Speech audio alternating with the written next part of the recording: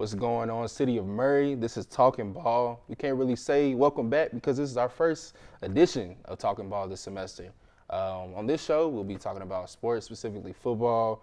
We'll highlight our games of the week and talk about, what happened over the past weekend and what's to look forward. We'll cover a little bit of analytics and talk about spread and stuff like that.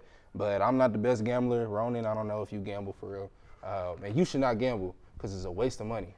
But if you got some good gambling, some good bets, shit on my way, I'll throw a little $10 on that play. But to get things going, we're going to start out with the NFL. We're going to talk about how the Ravens continue to struggle in big games. Lamar, he shined, and defense had their struggles. Ronan, what do you got to say about it? Joe, Lamar looked good last night, but you can't say the same for that Ravens offensive line. They gave up 7 sacks, and in any form of football, whether it's JV, high school, college, NFL, you can't allow 7 sacks. You cannot. And then look at this image behind us, man. Derrick Henry fumbled once again in a big game in the fourth quarter. You don't want to have that thing hanging over your head all season long. It's early, too. And you speak of things hanging over his head. That's King Henry. He's supposed to have a crown over his head, but instead he's yanking the helmet off of his head and slapping it on the bleach, not the bleacher, on the, you know what I'm saying, but on the bench. It is like that was rough. That was a tough look. Oh my gosh, he tripped and fell on the bleacher. It was just embarrassing. I felt bad. Went from King Henry to King of Crash Outs. King of Crash Outs. I cannot imagine being a Ravens fan. Anyways, we're going to move into our second point. Clemson. What is going on in Death Valley? Well, I guess you're not Death Valley anymore because you lost to LSU in the first week of the season, and it's just you haven't bounced back since. You barely hung on to a win against whoever you played in the second week, and then you lost 2 straight games. Georgia Tech, and then who'd they lose to this? Oh, Syracuse. You lost Syracuse at home. How you lose to Syracuse at home? I don't know how you can lose to Syracuse at home. Whenever you're a storied university like Clemson, they've had, 10, 20 years of dominance almost in that ACC division, and it's starting to look like they're gettable. Yeah. They're gettable. They're more than gettable right now. I will say this right now. I may be a student here at Murray State University, but I am a Louisville fan, ride or die, and we started this. We beat them last season, and they ain't recovered since. They literally are dead. Clemson is dead. 1-3 for the first time since 2004, and the first time in Dabo Swinney's time as head coach, which began in 2009. Since 2009, Dabo Swinney has been running the conference, and now he's 1-3. 1-3.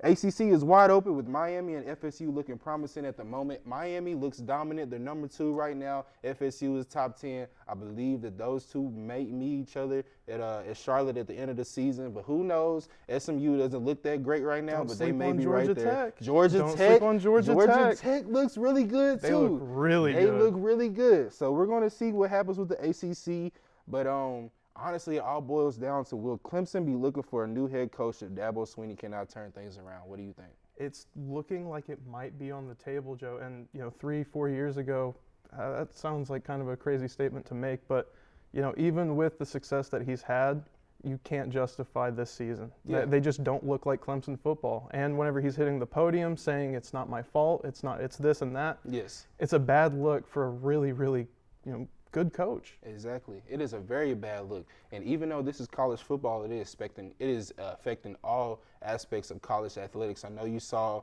the head coach for Auburn just retired. Yeah. And a lot of this is boiling down to NIL. It's affecting, how these players maneuver through the college careers, and it's affecting how these coaches do the recruiting. Dabo Swinney is a firm believer in high school recruits and building, from the ground up. Well, he's playing these other teams that's pulling these kids. It's not kids. They 24-year-old, 6-year seniors that's getting $100,000 to $1 million. You know what I'm saying? Absolutely. They got things to play for. You know what I'm saying? They buying their mama's houses and Cadillacs and converters. It's just.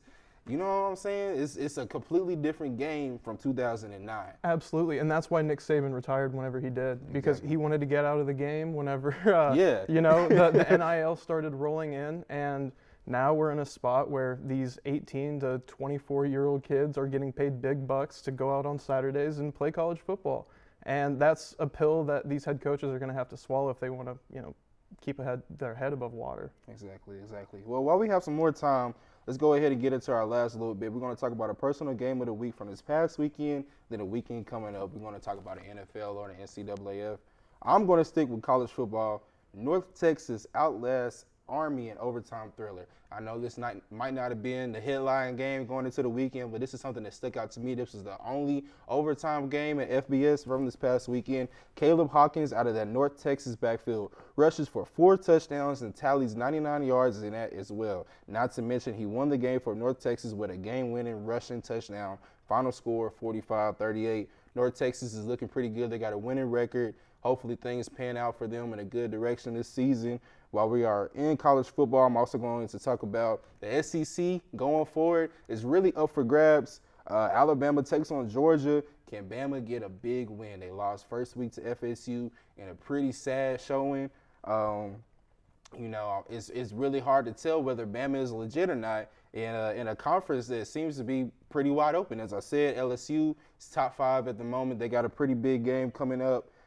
It's hard to tell if Georgia is going to be, the dog that they claim themselves to be. It's just hard to tell who will be the king of the SEC. Like I said, LSU is top 5. They take on Ole Miss. Can they keep things rolling? They're both undefeated going into this game. Ole Miss hasn't looked that pretty good, but at the same time, it's still the SEC. Can they afford an early season conference loss right now?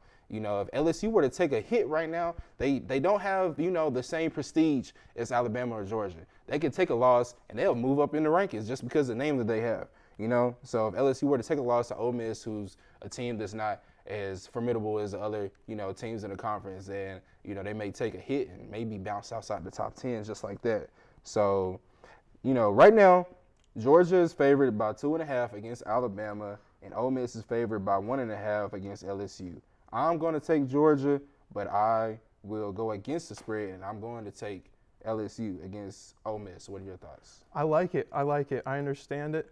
Personally, I'm a little bit out on Bama. They've just been smacked around a little bit too much for me. It doesn't look like Alabama football.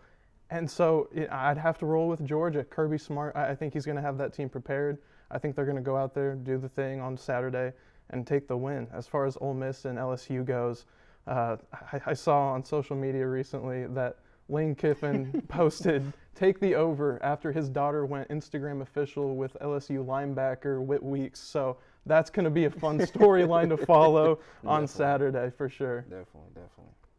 So I think that leads to the professional aspect of things. And this past Sunday, the Rams visited the Eagles, and it was a heck of a game. The Rams went up 27-6, 26-7, something along those lines. They were up about 3 scores until Jalen Hurts, after the first half, he threw 17 yards. In the second half, he put up 209 yards, went 17 of 24, and 3 touchdowns. He went absolutely ballistic against the Rams in that closing half. And Stafford and the Rams were able to get into field goal positions to potentially win the game. But Jordan Davis reached his paw up, blocked the field goal, and that was that. Twist the knife a little bit more. The Eagles already had the lead, and they still returned it for a touchdown. They were going to win it anyway. That one was just a slap in the face to the Rams, Joe. I couldn't imagine being a Rams fan. Me neither, Joe. Me neither. But next Sunday, looking on to bigger and better things, we've got a couple storylines that are going to be fun to follow. We've got Micah Parsons making his return to Dallas on Sunday Night Football. We've also got the 1-2 Chiefs facing the 1-2 Ravens in a game where one of these teams, Joe, are going to have to fall to 1-3, and that road to the playoffs is going to become a little bit harder. And then we've also got an undefeated matchup between the Buccaneers and Eagles. That's going to be a fun one between Baker Mayfield and Jalen Hurts. And then a defeated matchup, Titans, Texans, Jets, Dolphins. One of those teams, 2 of those teams are going to have to get their first win. Is it crazy to say all teams might lose? You know what I'm saying? Straight defeated is insane. But I believe that's all we got, for this segment. It's been fun, Ronan. I'm glad that you were able to join me today. Hopefully things will keep going for the semester. And for all of you fans out there, send me those bets. We'll see you next week.